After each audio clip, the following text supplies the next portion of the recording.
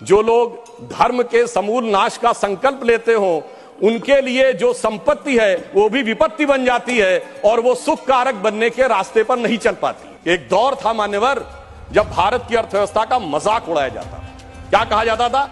ये 2% से ऊपर कभी ग्रो ही नहीं कर सकते। मगर जब से हम लोग आए हैं, यानी जो लोग कहते हैं कि उन्हें हिंदू ग्रोथ रेट ज्यादा अच्छी लगती थी, अब ये 7.8% की हिंदुत्व की ग्रोथ रेट है, क्योंकि अब वो लोग आए हैं जो हिंदुत्व में विश्वास करते हैं। जैसे ही राम मंदिर का आंदोलन शुरू हुआ, अर्थव्यवस्था के अंदर भी नया परिवर्तन शुरू हुआ।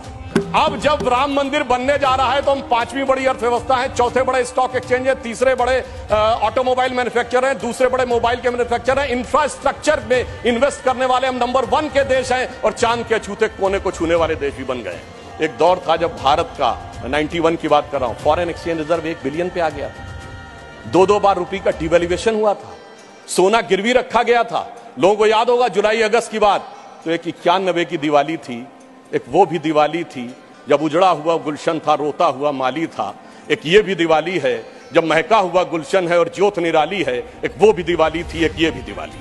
वर्तमान समय में यदि हम देखें तो हमने उस जिम्मेदारी का निर्वाह किया है कि गरीब के पास जरूरत पड़ने पे जीवन की आवश्यकताएं भी रहीं, विकास के नए सोपान भी बनते रहे, रेलवेज का मॉडर्नाइजेशन हो, 90% से अधिक इलेक्ट्रिफिकेशन हो गया हो, 70 से अधिक एयरपोर्ट बन गए हो, भारत चीन सीमा के ऊपर हैवी इंफ्रास्ट्रक्चर का निर्माण हो, वो भी किया है।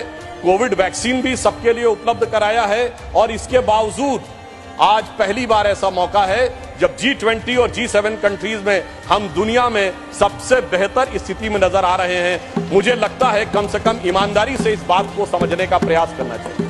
मगर क्या बताएं मान्यवर, जो लोग धर्म के समूल नाश का संकल्प लेते हो, उनके लिए जो संपत्ति है वो भी विपत्ति बन जाती है और वो सुख कारक बनने के रास्ते पर नहीं चल पाती। परंतु मैं कहना चाहूंगा कि मोदी जी के नेतृत्व में उन्होंने जैसी युक्ति बनाई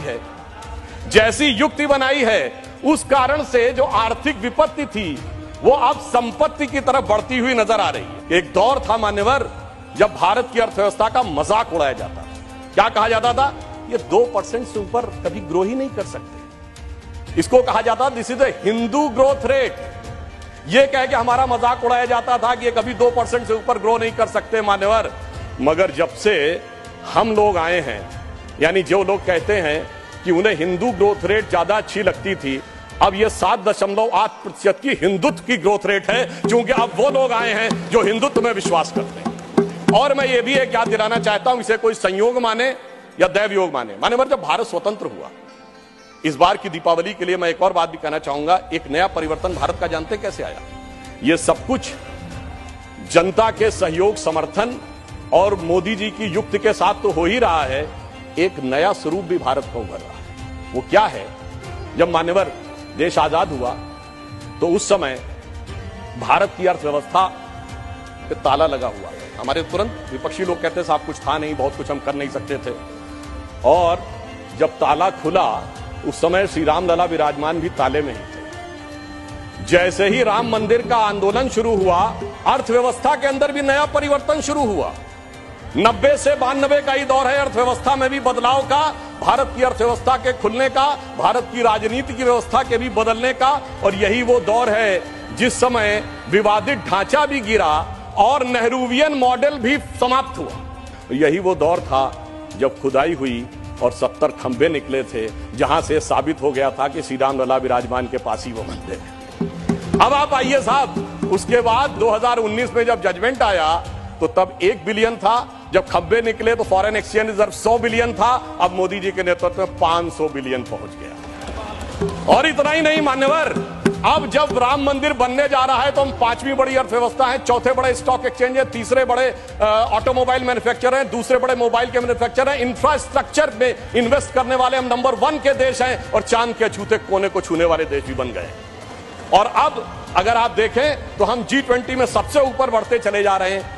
ये कह के मैं सिर्फ ये बताना चाहता हूं, कुछ ऐसे संयोग होते हैं जिनको देखने के लिए एक अलग दृष्टि चाहिए, जिसके लिए रामचरितमानस में एक चौपाई है कि सुमति कुमति सबके उर रही, यानी अच्छी मति और बुरी मति सबके मन में रहती है, नाथ पुराण निगम यह कहीं, ये पुराण और उपनिषद ये बताते हैं, और जहां सुमति तहां संपत्ति नाना, जहां कुमति तहां विपत्ति निधाना।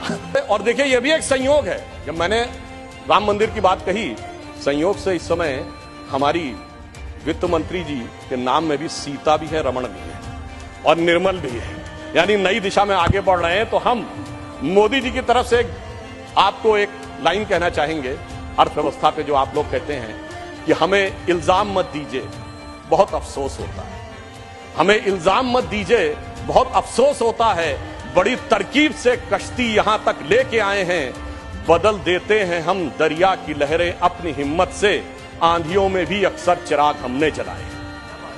कि स्वप्न देखा था कभी वो आज हर धड़कन में है, हम अर्थव्यवस्था के जो स्वरूप में जा रहे हैं, स्वप्न देखा था कभी वो आज हर धड़कन में है, एक नया भारत बनाने का इरादा मन में है, और बढ़ रहे हैं हम प्रगति की ओर उस रफ्तार से, कर रहा है विश्व भी हमको नमन उस पार से।